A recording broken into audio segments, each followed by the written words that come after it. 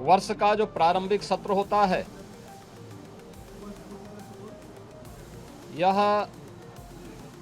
राज्यों के अंदर महामहिम राज्यपाल जी के अभिभाषण से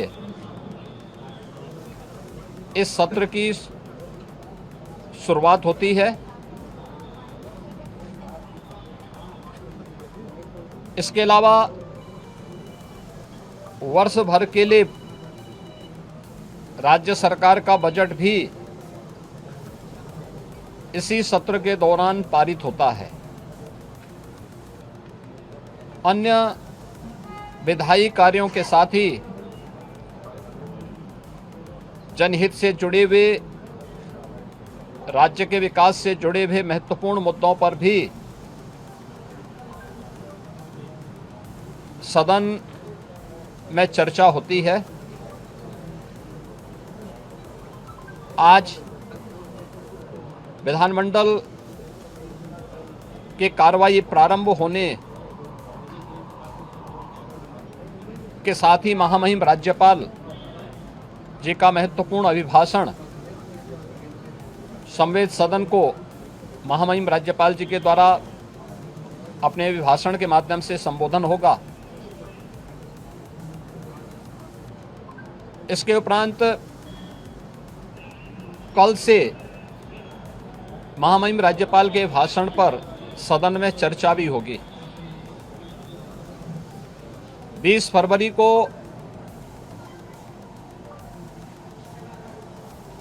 वर्ष 2025-26 का उत्तर प्रदेश का सामान्य बजट सदन में प्रस्तुत होगा। सदन 18 फरवरी से लेकर 5 मार्च तक के लिए प्रस्तावित किया गया है। उत्तर प्रदेश के इतिहास में ऐसे बहुत कम क्षण आए हैं जब इतने लंबे समय के लिए सदन आहूत किया गया हो, लेकिन सदन की कार्रवाई सुचारू रूप से संपन्न हो, यह केवल सत्ता पक्ष का ही दायित्व नहीं होता है, बल्कि विपक्ष का भी उतना ही महत्वपूर्ण दायित्व बनता है। सदन चर्चा परिचर्चा का एक मंच बने। उत्तर प्रदेश के विकास को लेकर के डबल इंजन की भारतीय जनता पार्टी की सरकार ने पिछले लगभग 8 वर्ष के अंदर जो प्रतिमान स्थापित किए हैं वह अभूतपूर्व है। उसकी झलक अभिभाषण के माध्यम से भी और सदन के अंदर चर्चा परिचर्चा के माध्यम से भी देखने को मिलता है।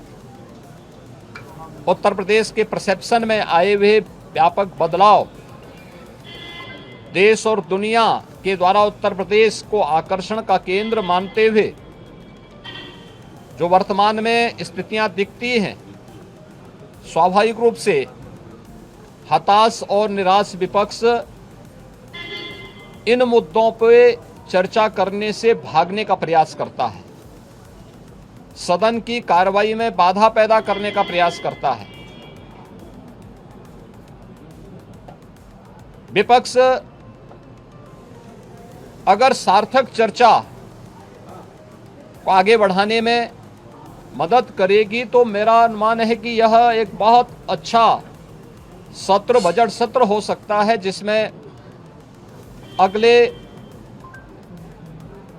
5 मार्च तक चलने वाली सदन की कार्रवाई को न केवल महामहिम राज्यपाल जी के अभिभाषण पर चर्चा करने और सभी सदस्यों को अपनी बात को रखने का, बल्कि सामान्य बजट और अनुदान मांगों पर भी चर्चा के साथ ही विधायी कार्यों को संपन्न करने के साथ साथ अन्य महत्वपूर्ण मुद्दों पर भी, जनहित से जुड़े हुए महत्वपूर्ण मुद्दों पर भी प्रभावी चर्चा का एक मंच सदन बन सकता है और माननीय सदस्यों को अपनी बात को प्रभावी ढंग से रखने का एक अवसर भी प्राप्त होगा।